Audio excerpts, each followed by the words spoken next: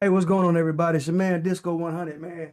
And I had every now and then I got to bring a show back, man. And I sat in this show last night by James Kirklin, Intellectual Stew, and the topic that he came up with last night was dealing with disappointment. And I was unable to be involved out of respect for his show, but I had to bring him back because I got some things I want to say. But I want to get down to the feelings and the reason why you came up with that particular subject, and how do you really feel about dealing with disappointments? Man, just go honestly, bro. I mean, I've been a product of my own mistakes so many times. You know what I'm saying? And I'm the type person. We talked about it last night. That I crucify myself. You know what I'm saying? And I don't forgive myself quick enough. And it's so easy to disappoint. It's so easy to disappoint yourself. You know what I'm saying? And so doing that so many times, I had to really learn how to deal with that disappointment, because I think for a long time it kind of put me in a position. Am I not talking? Okay.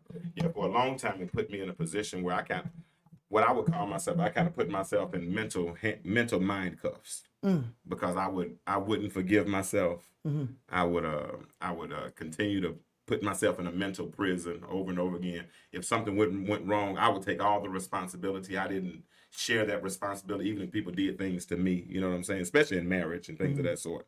And so being disappointed, I think disappointment probably led to a mild form of depression.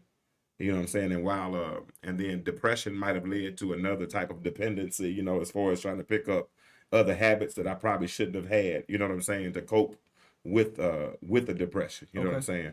And so it came to a point where I really had to learn how, if I was going to move forward, I had to learn how to deal with my disappointment. So your disappointment ain't just based on others disappointing you; it's on yourself. Well, it's a little bit of both. Okay. But I think one thing, I thank God for for having a father raise me. Okay. Because one thing about a father is a father teaches you how to manage and control your environment. You know what I'm saying? So I've learned that it's not so much that external entities can affect me to disappoint me, because I'm not really concerned about what you do. My problem is when I disappoint myself. And that was one of the valid points that we had last night.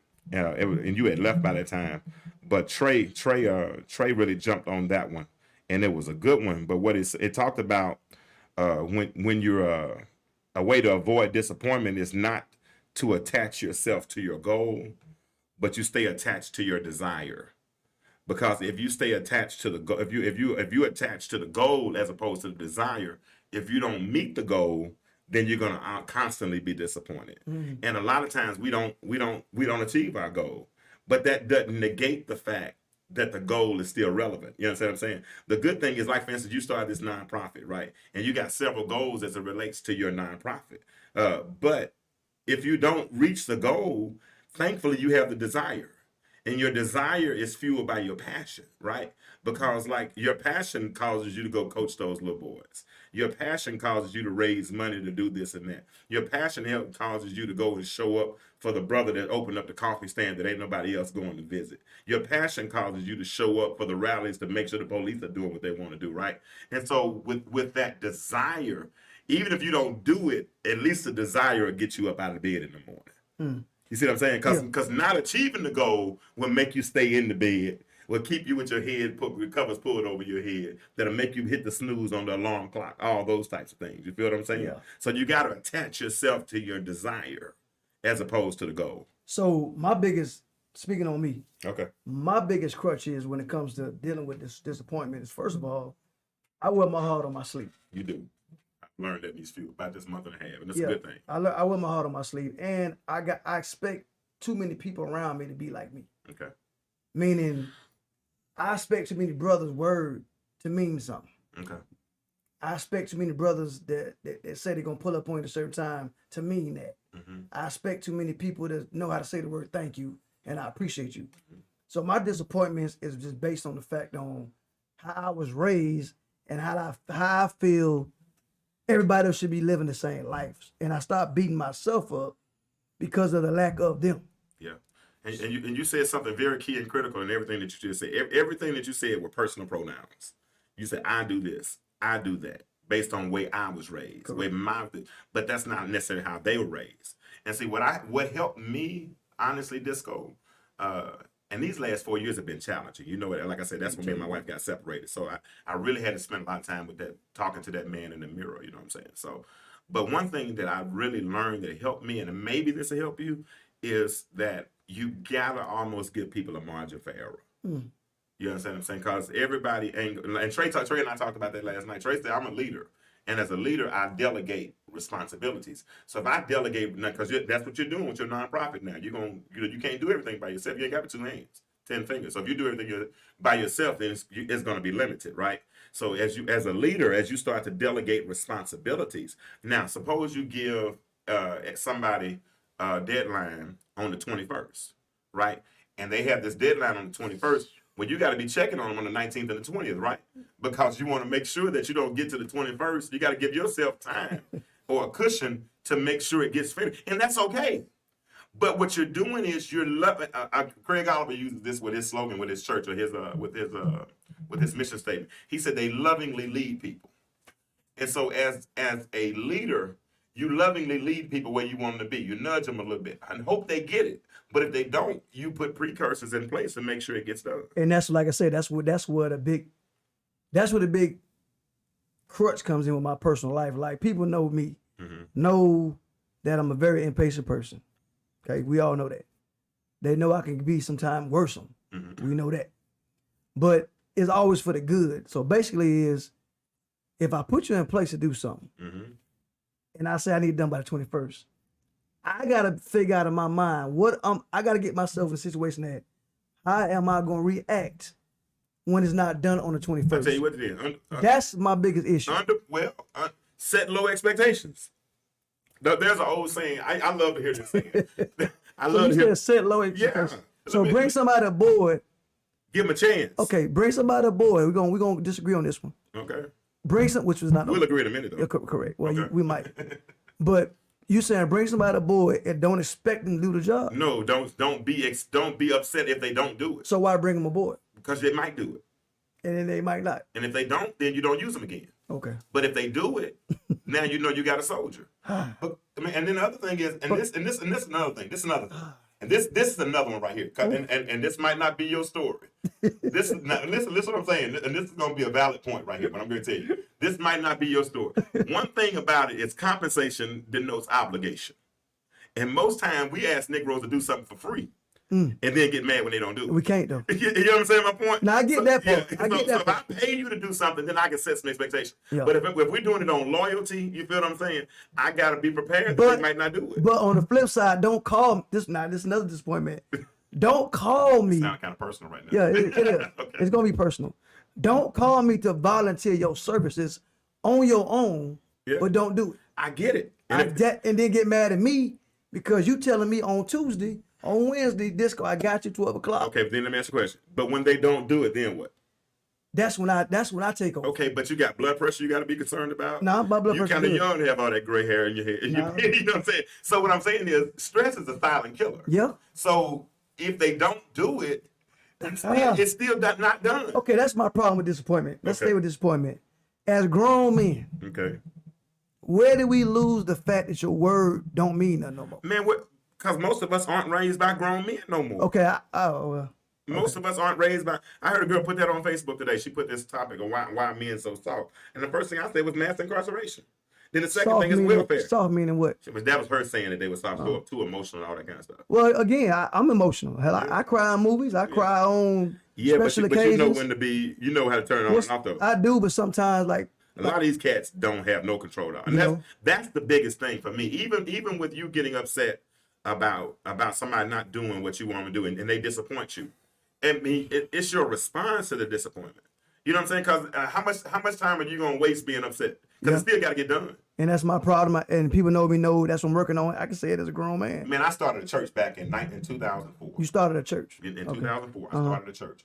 And I didn't want to. They called me and asked me if I would move to that area, start a church, yada yada, because they had heard me preach and all this kind of thing. So I said, so I had a meeting with them, and I gave them all responsibility. I said, I said, I need y'all to give this amount of money.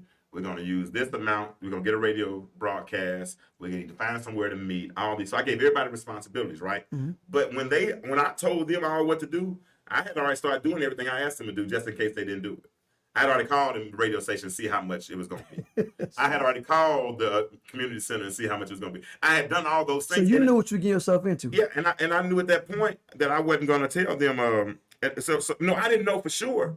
But if I go bungee jumping, when I jump off the cliff, I ain't jumping if it ain't no trampoline at the bottom. No, I ain't jumping if it ain't tied up right. Well, if I ain't the one to tie up. But it's got to be a condition. Okay. You know what I'm saying? So if I'm going to ask somebody to do something, I'm going to put a trampoline in place. I agree. I agree with you. Yeah.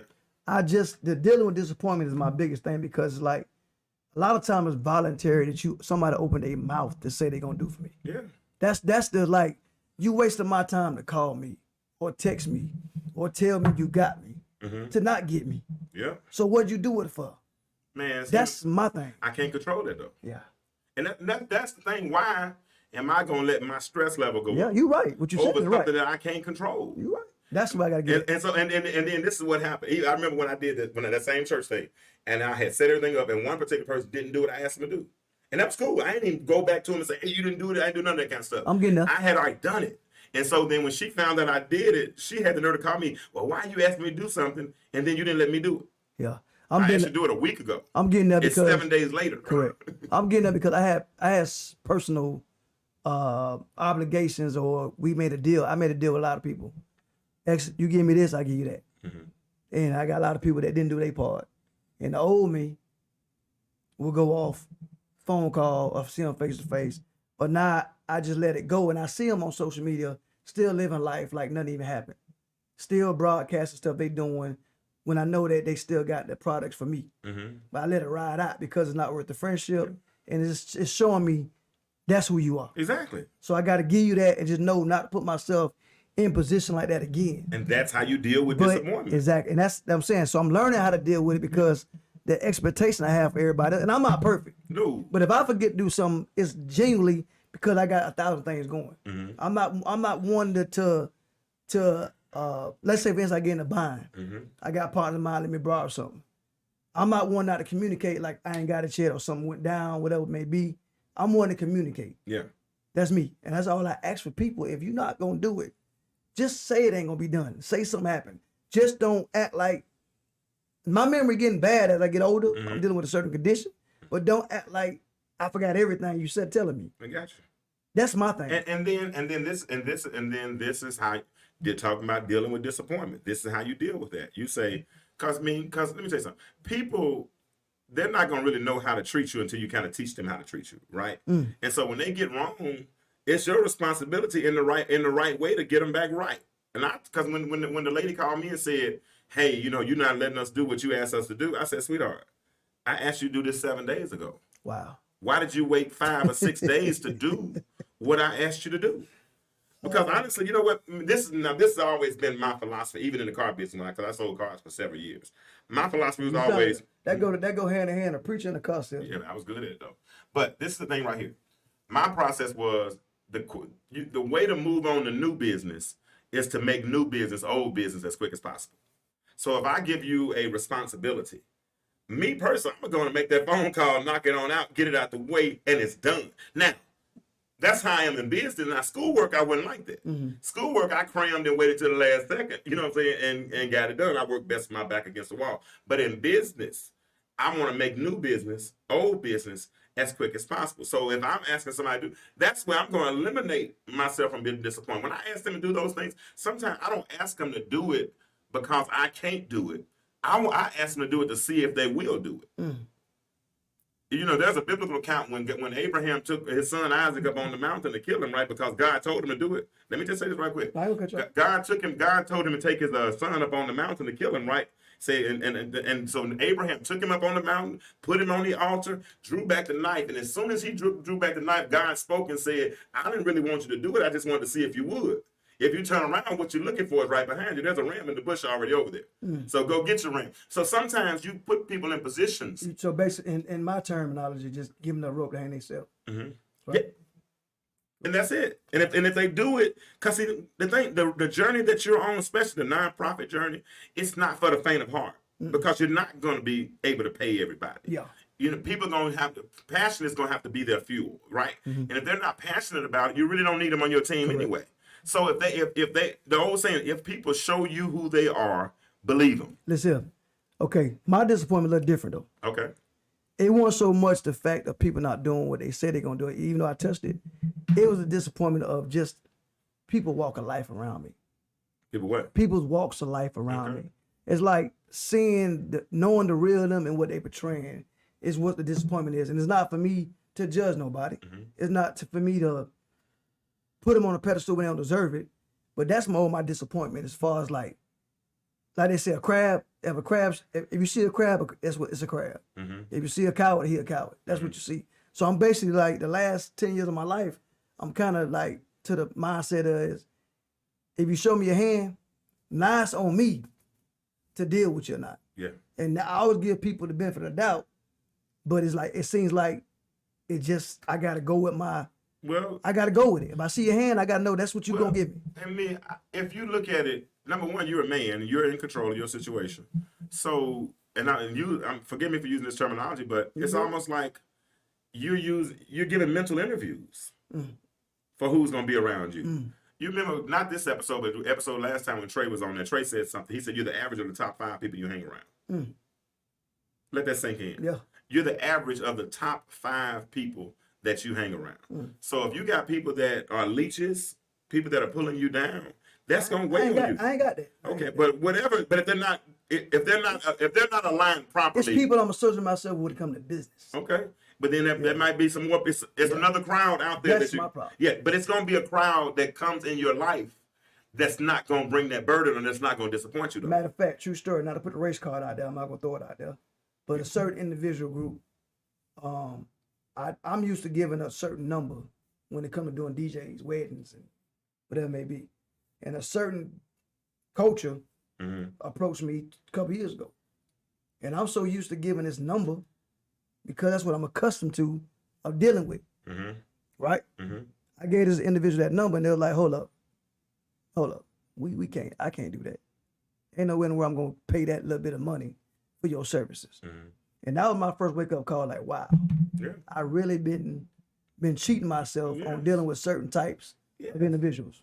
Well, you cheat, but not only cheating myself, cheating my family. But let's rewind. Go ahead. What I just said. Rewind it. Okay, you're the average of the top 5 people you hang around. So if you hang around people that don't value themselves, who cheapen their services, me personally, I ain't going to work for less than a certain number of dollars a day. You hear the kind of numbers I tell you I go to work for.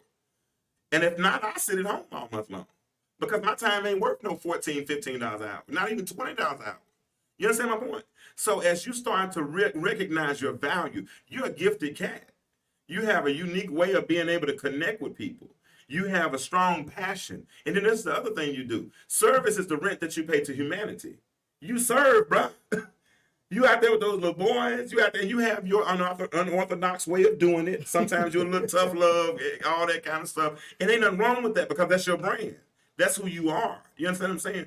But when you do those things, you put a value on it. And you say, you can't have me for anything less than that. And if you can't, say, I'm comfortable sitting at the house because I like home. Yeah. I got a TV at home. I got Crunch and Munch at home. I just bought me a watermelon Crunch and Munch. I eat it. That popcorn was caramel popcorn. Dude, I got Walmart. Look, I got watermelon. I got grapes. I got so watermelon and Crunch and Munch. Yeah, no, not the same time. Okay. You know, but my point is that I'm comfortable enough to sit at home where if it's not worth my time, I ain't going out. Yeah. You feel what I'm saying? You're not wasting your product. You're not wasting. And you can't cheapen me like that. Well, like I said, with disappointment, I'm glad. Like I said last night when you brought it up, I wanted to stick, but I wasn't feeling well. Oh, you were shook last night when I said the topic. You like, woo. Yeah, because again, I got a good partner. Well, I call him my uncle, Uncle B, and he always told me, like I say, man, I can't stand when I open the door for a beautiful sister, and just can't get the word thank you. And he's like, you know what? You gotta stop. You gotta understand that whatever she dealing with ain't got nothing to do Absolutely with you. nothing. She don't even know you.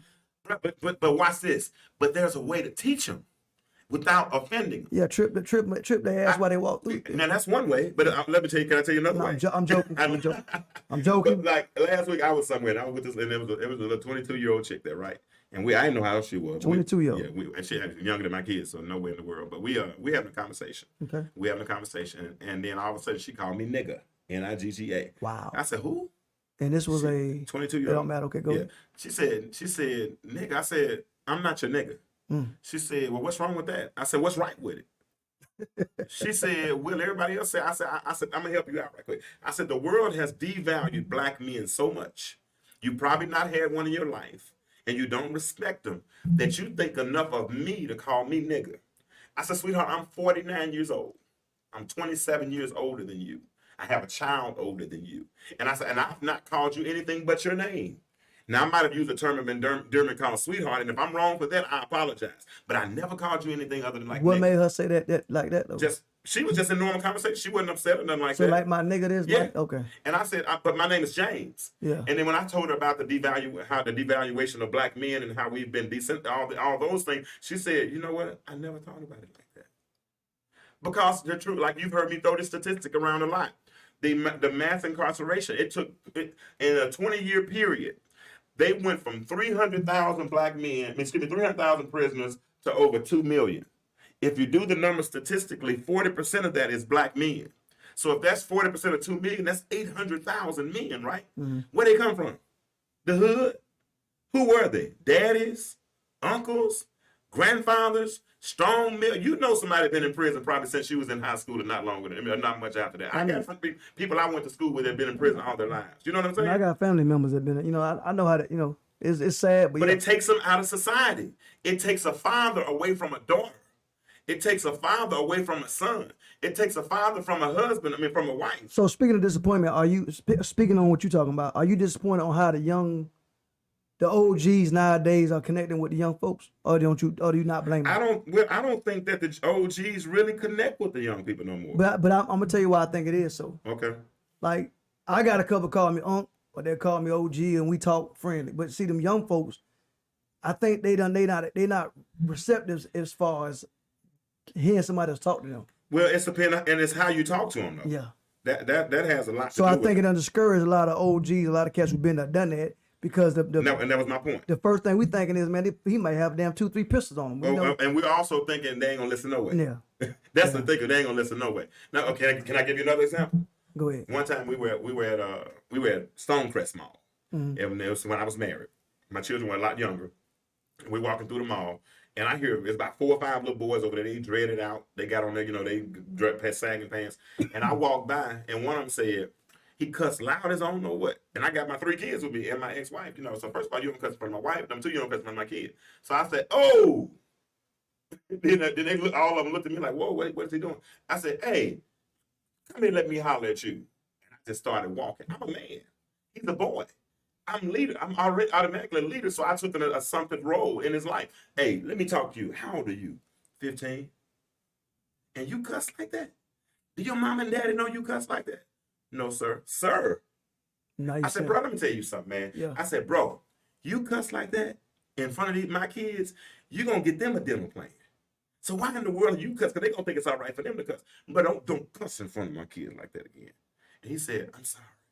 Real, just as humble as he can be. Did the same thing in Food Depot one day. I'm in Food Depot, little girl, cussing like a sailor.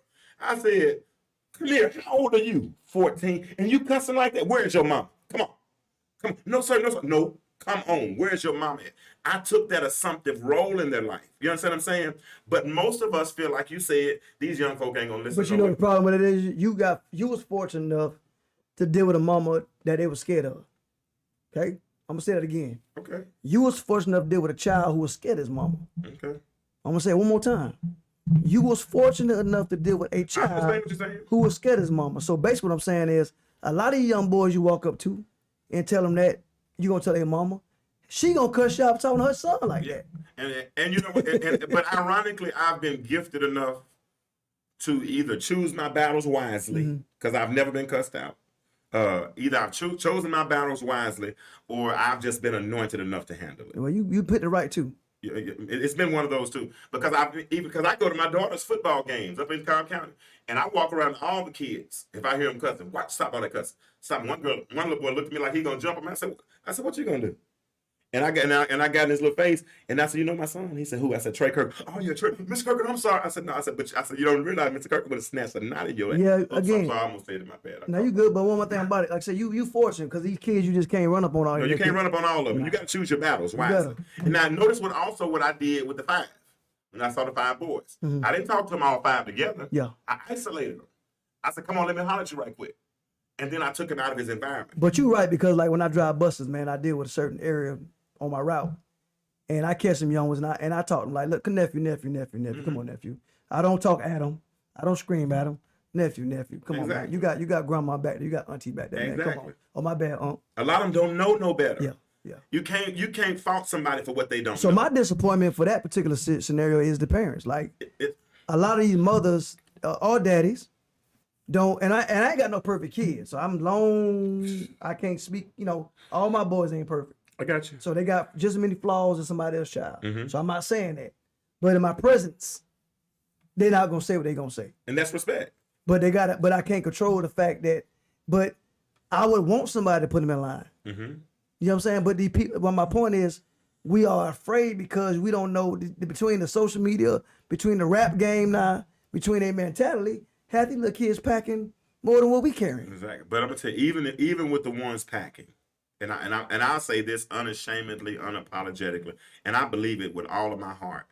I still believe that subordinates, meaning younger children, are going to always recognize leadership. Yeah. So if I walk like a man and I don't disrespect them, there's a difference. Correct. When you disrespect them, because a lot of them trying to show them up. Yeah. I mean, I'll give you a perfect example. Mackenzie, that's my baby, the one you met one time. The one still in school. Yeah, the one still in school. One time I took her to work with me. She's about 3 or 4 years old. All right. And I had a shoe shine stand. Can you believe I used to shine shoes? Yeah. Well, I used to shine shoes. They go together. Car salesman, preacher, shoe shine. But that was a long time ago. Bro, I used to make about $800 a week shining shoes. All go together. I used to make about $800 to $1,000 a week shining shoes. But I'm telling you, my time is valuable. All right. But Mackenzie went to work with me today, and this older white gentleman named Kent, I think Kent Brown, whatever his name was. But when Kent walked up to her, I'm going to do this like this. He walked up to her, got down on one knee, face to face, took her hand, and said, "Hi, Mackenzie. My name is Kent. How are you?" Now, how would you agree to my daughter? What's up, little lady? You've been standing up, patting on top of it. Not you. I'm speaking in general. No, I probably would have. Yeah. I wouldn't have got on my knees. You wouldn't have got on your knees. Nah. But when I saw him do that, what he did was he got down on her level. First on her level, and then because what you do is it's easy to build somebody when you're on their level and take them up. Yeah, it's hard to bring them up to where you are, especially if you have a top-down mentality. Especially when we as Negroes love to walk with that mentality. I got mine, so you got to get yours. Well, Negro, what you got? You know what, though? I'm sorry to say this, man. I'm bad then because right now with my granddaughters, if a cat come on, get on the knee and grab my granddaughter's hand, I may not react the same way you did. Well, the thing is that I was there. I don't get. I mean, I could be there all day long. And number two, I knew him. Well, he didn't grab a hand and. I'm just saying, if I'm in the store right now, my granddaughter and the cat walk up, get on the knee. No, he wasn't a stranger. Now that's different. If it was a stranger, I'd have knocked him. I probably would have hit him in his temple. Okay, somebody. But he's been a stranger. I've been shining this dude's shoes for 6 months before I got you. You see what I'm saying? But when he came in, the point. That's the point. That's the I got you. Point. I got you. What I'm saying? It makes sense. Yes, that's the. Well, I'm gonna tell you, for instance, before we cut the show, I got a partner of mine named Jimmy. That got a barbershop, and I know we off the subject of disappointment, but he every time his daughter at a young age wanted something in the barbershop, he'll run to the vending machine and run back and give it to her. If she wants some drink, he'll run full speed and run back. So we're like, what is this dude doing? And he told us, prime example is that if I treat my daughter like this, when she wants something, she wouldn't expect nothing less from another man. Yeah. So off the subject a little bit, but I want to tell you about that part. But that's a good point, and there's some pros and cons to that behavior. Yeah, because then she may not find nothing like that. Exactly. Ain't nobody going on running over. Exactly. But it's definitely some pros and cons. But the thing is, the main point is that in order it's hard to raise a child that you don't love. It's hard to raise a child you don't understand. Ooh. It's hard to, and if you don't understand or love that child Ooh. and not willing to get on the level with that child, That was a deep one. it's there. hard to beat somebody down and build them up. You at the said same it's time. hard to raise a child you don't love. And when you don't understand, That's a whole nother show. Bro. yeah. But the point is, you can't beat them down while you're building them up. Not all of them, because it's a different society we live in. That's one of my blessings. That's the society we live in now. It's totally different than the one we did. Tough love was cool for us. Yeah. But some of them wasn't raised like But you got to pick up that. That's one thing. About One thing about me, man. I can toot my own horn on this, and I go to the grave with it. With my boys, I coach. I can tear their butt up when I got to, but they'll never leave me that year without me building them back up. Exactly. And your boys are 11. Well, this year I've been going for a minute, little league. But when I was coaching at age and younger, I know how. I have the gift to know if they got it in them, I'm gonna get it out of them. Well, this is the thing here, and I think a lot of this creativity has to kick in, because you don't coach a 7-year-old like you coach a 13-year-old. You don't. Yeah, and that's the mistake a lot of us do. You You know what I mean? Like my son used to play baseball with an all-black organization, and they would holler at him so much, man. I told the coach at one point, I said, if he holler at you one more time, he don't play for you no more. Well, you won't be playing for me. You won't be dealing with me then. When, at what age? No, not no 7-year-old. Yeah, he was 10 at that point. You know what I'm saying? They were just learning how to hit a changeup. But at 15 or 16, you can say what you want to him. You treat him accordingly. Yeah, in fact, I would just drop him off at practice. Yeah. At that point, you know what I'm saying? Because he's accordingly. yours. But not when he's young. Don't break him before he's been built. All right. Well, to touch up the last segment of this, man, dealing with disappointment. I'm glad we had a conversation, because man. I'm not saying you changed me in 10 minutes, but I hear what you're saying. Man, I'm the mind. They call me. You the mind massager. I'm the mind massager. I give you that. And my thought is just to make you. My process is to make you think. But you're right, because before talking to you, I have got to that point, because again, health issues, other issues. I just kind of like, instead of entertaining it, I'm expecting it. Like if somebody say, let me whatever, I'm expecting you gonna be late. Exactly. I'm expecting you not gonna do it. I'm already expecting. It's sad to feel that way, but it's still a hard pill to swallow. But bro, look at your relationship with the guy you're working with now. You know what I'm saying? And how you got your own nonprofit just from hanging around him. But just being faithful and doing what you said you was gonna do has given you a 180-degree turn in a short amount of time. Yeah. And now you got accounts. You set up a nonprofit. You can start receiving money. Tax. People can make it tax deductible but loyalty. It started with loyalty, right? And loyalty was the foundation that everything else can be built from. You hear me say this all the time. Your stress level goes down the more your middle finger goes up. Mm-hmm. And you know what? I never thought, talking about disappointment. Growing up, I was never one to see my uncles, my pop, my dude I called my dad. I called my dad Alfred. I never was seen a man pull out paperwork with signatures. My point is, it was always my word, my handshake was all that should be enough. That's what I'm saying. That's what I'm disappointed now in the life we live. We live in this world. I got to literally put you on paper. I literally got a screenshot of text message. I literally got to have a witness, bro, it's because that's my biggest. No lie to you, that's my biggest disappointment. I get it, now. But bro, you got to understand, and this is what you got, and this will help you. I'm telling you, culturally, where you come, you're Cuban, back. Black Cuban, you're Cuban. I'm black, right? I'm black too. Yeah. So but our culture comes from Eastern culture, correct, right? So the farther east you go in culture, it's a communal culture, and as a communal culture, that means our word was enough, because the community was.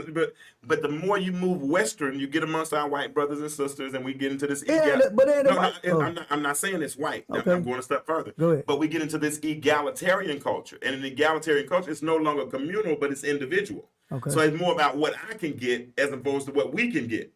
Does that make sense? I mean, and so when I'm worried about what I can get as opposed to what we can get, then I'm not as much concerned about your vision as much as I am my vision, unless I really got your heart. You see what I'm saying? That's why we used to use the term, I got to release, when I release my heart on a person. That's when they really understand my passion, or they really understand my vision. Because then when I write the vision and make it plain, they'll run with it. But if they ain't got my back, if they're not communal in thought, if they're individual in thought, when they get away from me, they ain't thinking about me no more. When I leave here and me and you are apart, and I haven't gotten my flash drive, if I haven't talked to you in enough time, you're gonna call me and say, Jay, what time you coming by to pick it up? because you know what I'm trying to do with my vision, right? Correct. Likewise, I know what you got going on, but most people ain't concerned about what the next man is Yeah, doing. I get you, but what I'm saying again, I never thought we'll come to the point where, again, like you said, your surroundings is what It's gonna define get you. worse than it gets better. So what I'm saying to you, I do got some that I know, like my homeboy Eddie P. If Eddie P say Disco, I'm gonna call you tomorrow at 12. He gonna call you at 12. He calling me at 12. Mm-hmm. If you don't call me at 12, something wrong. My brother BJ, he may say, bro, I'm busy, but I'm gonna call you back. So I got people, you know, in my circle that's gonna, but I got so many people that I just, oh my God. I just never thought that you got to put somebody on paper for everything now in 2021. Okay, well, tell you what then. Don't put them on paper. No. Don't put them on paper and keep being disappointed. Yeah. Let's do it that way. But even on paper, let me tell you something about that though. No, let me tell you something about that part. Now, so to the point where they know the paperwork.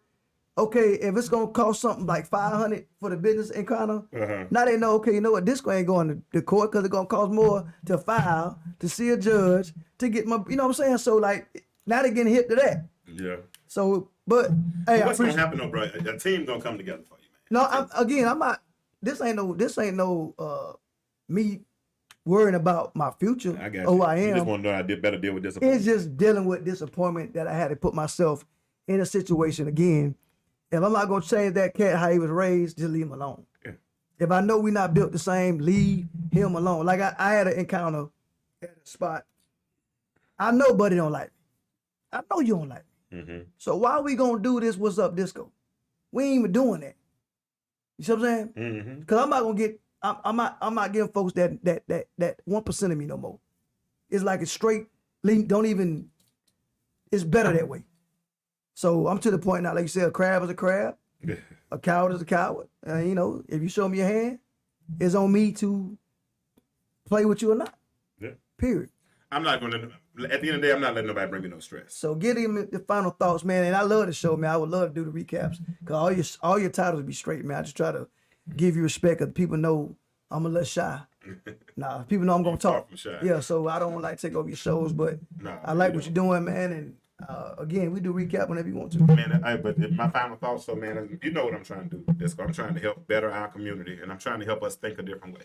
And if we can, because if we can think our way through anything, we can think our way out of everything. And that's just all it is, man. It's just got to learn how to be a critical thinker. But I always ask a question: the world is changing. Why do you remain the same? Let's get on the path to better. And let's do better. How about it? Who was Audrey Johnson? Who? Audrey Johnson. I don't know. She was saying something. She said, what? What?